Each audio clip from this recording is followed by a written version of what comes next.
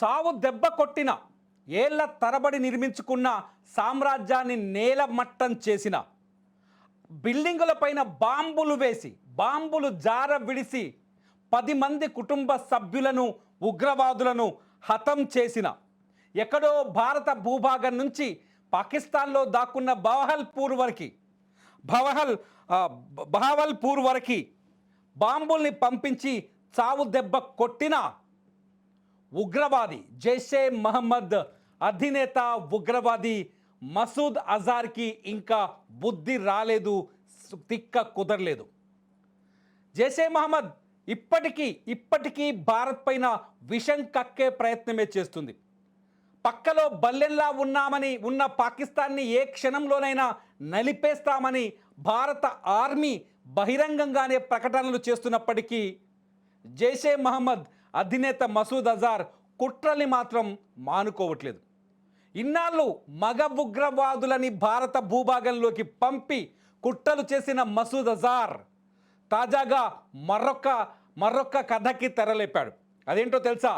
మహిళల్ని ఉగ్రవాదులుగా మార్చి మానవ బాంబులుగా మార్చి భారత భూభాగంపైకి వదలాలని ఆలోచిస్తున్నాడు జైషే మహమ్మద్ అధినేత మసూద్ అజార్.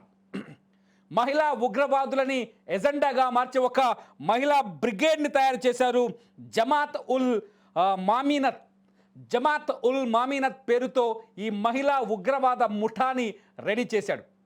నిన్ననే ఎవరైతే జైషే మహమ్మద్లో ఉగ్రవాదులుగా సాయుధులుగా పనిచేస్తున్నారో వాళ్ళ భార్యలందరినీ ఒక కూటమిగా మార్చి యూనిట్గా మార్చి ఈ మహిళా ఉగ్రవాద ముఠాని రెడీ చేశాడు. భారత ప్రభుత్వం ఆపరేషన్ సింధూర్లో జైషే మహమ్మద్ సంబంధించిన బహవల్పూర్లో జైషే మహమ్మద్కి సంబంధించిన భవనాల్ని కుప్పకూల్చేసింది బాంబులు వేసి. బహవల్పూర్లో చాలా స్పష్టంగా అందరికీ తెలుసు మసూద్ అజార్ దాక్కున్న ఉగ్రవాద యూనివర్సిటీ. మసూద్ అజార్ అక్కడ ఒక ఉగ్రవాద యూనివర్సిటీని ఏర్పాటు చేశాడు. ఐసిస్ ఇచ్చే ఫండ్తో ఆ ఉగ్రవాదుని రోజు మతోన్మాదాన్ని నూరిపోస్తూ భారత దేశంలో విధ్వంసాన్ని ఎలా సృష్టించాలని నేర్పిస్తూ అక్కడ ఒక ఉగ్రవాద యూనివర్సిటీని రెడీ చేశాడు. ఆ యూనివర్సిటీని భారత ఎయిర్ ఫోర్సు కుప్పకూల్చింది. మీరు విజువల్స్లో చూస్తున్నారు.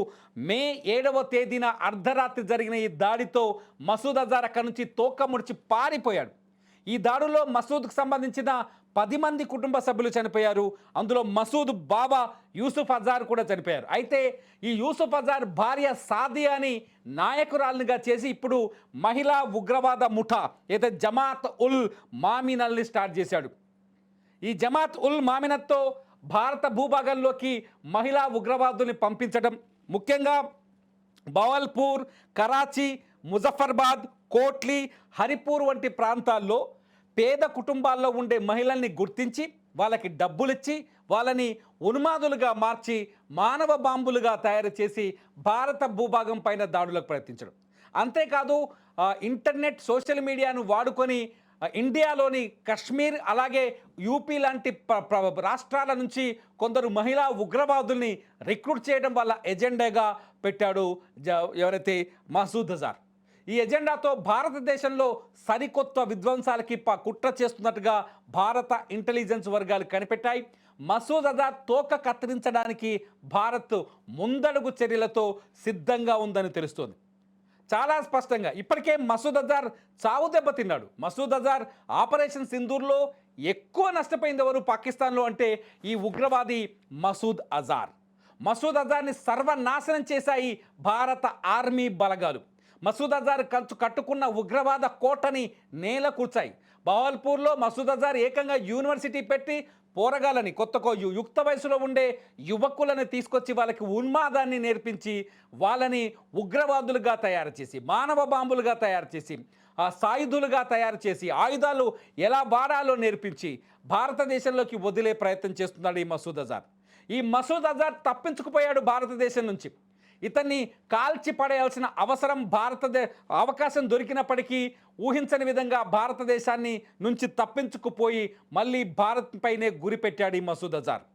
ఇప్పటికే మసూద్ అజార్కి అమెరికా నుంచి అందిన ఆర్థిక సహాయం మసూద్ అజార్కి పాకిస్తాన్ ప్రభుత్వం అందించినట్టుగా తెలుసు. మసూద్ అజార్ కోల్పోయిన యూనివర్సిటీని పునర్నిర్మించడానికి ఐఎస్ఐ ఫండ్స్ ఇచ్చింది. మసూద్ అజార్కి మళ్ళీ ఆర్థిక పరిపుష్టి కల్పించింది పాకిస్తాన్ ప్రభుత్వం. వీటన్నింటి సాయంతో మళ్ళీ కొత్త కొత్త కుట్రలకు తెరలేపుతున్నాడు. ముఖ్యంగా భారత ప్రధాని నరేంద్ర మోదీని టార్గెట్ చేసుకుంటూ ఈ చర్యలకు పాల్పడాలని భావిస్తున్నట్టుగా ఇవాళ భారత ఇంటెలిజెన్స్ వర్గాలు బయటపెట్టాయి.